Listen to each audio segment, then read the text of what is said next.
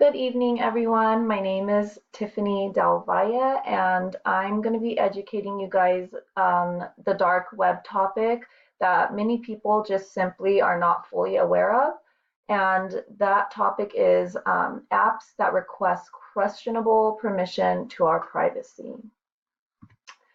So, time and time again, I'm sure you all hear about how our time right now in the 21st century is really characterized by the popular demand of, and would even be described as maybe an essential necessity by some people, the tools of smartphones. So, from my own experience, I'm sure many others could also agree on this. Communicating by phone calls would take a back seat for sure, compared to communicating through messages or apps such as Instagram or Snapchat. Those are just two of the ones that I know I constantly communicate with people on. Um, Definitely more than phone calls. So, one main purpose of having a smartphone, in my opinion, and from what I can say I've noticed, is the availability and the capability to download apps.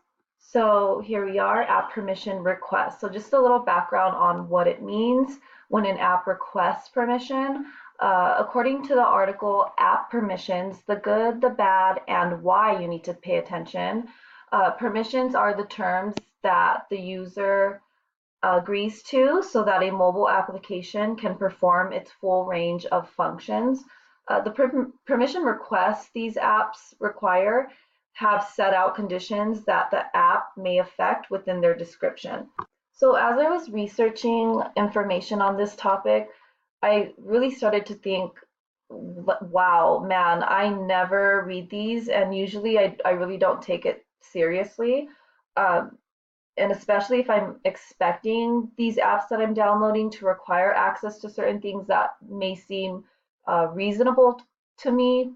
I mean, such as like photo apps, which I would assume would need permission to my photos and videos and such.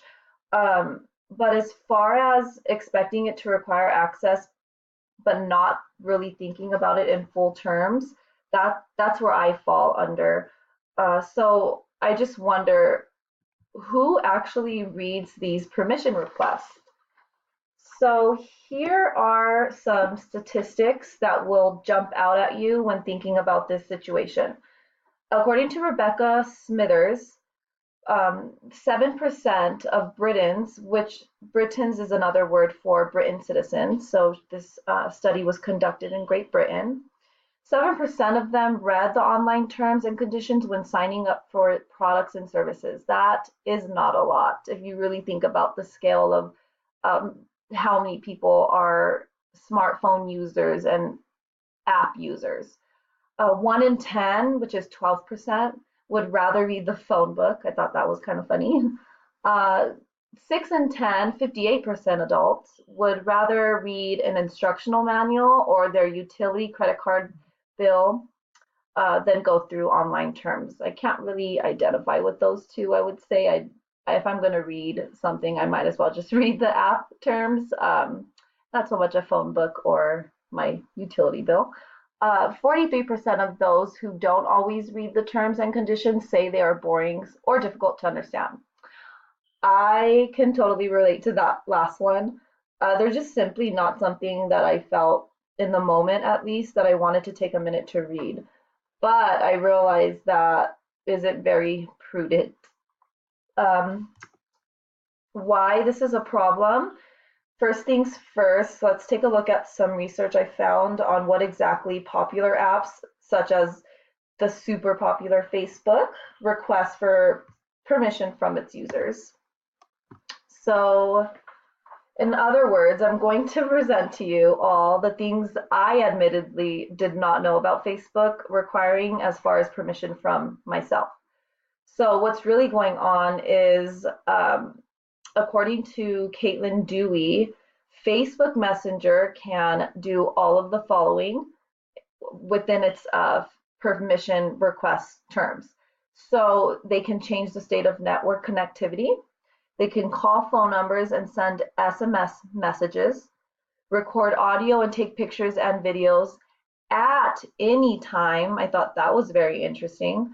Read your phone's call log, including info about incoming and outgoing calls. Read your contact data, including who you call and email and how often. Read personal profile information stored on your device, very scary. Access the phone features of the device, like your phone number and your device ID, and get a list of accounts known by the phone or other apps that you use. Okay, so here are some more that Caitlin Dewey mentions in her article. She mentions other apps such as WeatherBug, which I personally had never heard of, so I looked it up, and this is actually a mobile app reporting live and forecast data. Runkeeper, which is GPS fitness tracking app, and this one, so WeatherBug app requests permissions to view your Wi-Fi network and other devices connected to it. I don't see the connection personally between the WeatherBug app and it needing that type of permission. Runkeeper wants permission to read your contacts and call log. Again, no connection whatsoever. And then Kim Kardashian Games. So this is a game that is for role playing, and it's in the setting of Hollywood, and it focuses on fashionable characters. This one logs your location, your device ID, and your incoming calls. So more truth. Lauren Good brings to light in her article, app permissions aren't telling us nearly enough about our apps, that the Paths app, which is a photo sharing, messaging sharing, social networking enabled app, it is giving permission to upload people's address books to its servers. Pokemon Go's ability to see and modify nearly all information in your Google account, and May2, which is a photo editing app, requests for access to GPS and SIM card information. None of these have any connection to what the app's actual purpose is. So a problem that is posed by these app permission requests is that they are giving vague explanation of the permissions that the app requires or requests. So what these apps are doing is they're tagging on the and more to their descriptions of what their app requires. And Lauren Good she gives examples of this in her article. So for Facebook, location used to make some features work, help people find places, and more.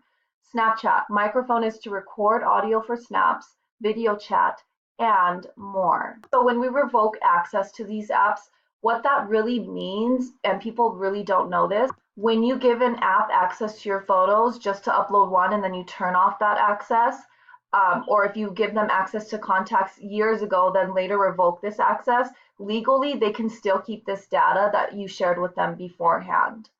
And this leads us to our next problem. So according to Kim Commando, the Play Store and Apple Store offer close to 98% of apps that are free to download. So you have to think, why? And if they're free, are we paying with our privacy maybe? So tech expert Mr. Felinsky, he says that these so-called free apps actually can be some of the worst offenders. And he says, how do people think all these apps are for free? They need to make money somehow. And they do this in certain cases by using your personal information to allow targeted advertising, or worse still, sell off your information. So that is how they get their profit from these apps. So an award-winning app developer, Benny Shearing, he suggests to us that we really need to read these app descriptions carefully and skeptically, which I for sure have learned throughout this process of researching this dark web topic. He says we also need to think if the requested permissions actually suit the app, which again we noticed were not suiting the apps when we read the descriptors in their permission for access. And also grant permission to access anything you feel comfortable with sharing. That is it for my presentation, and I hope you guys learned a lot. Thanks, bye.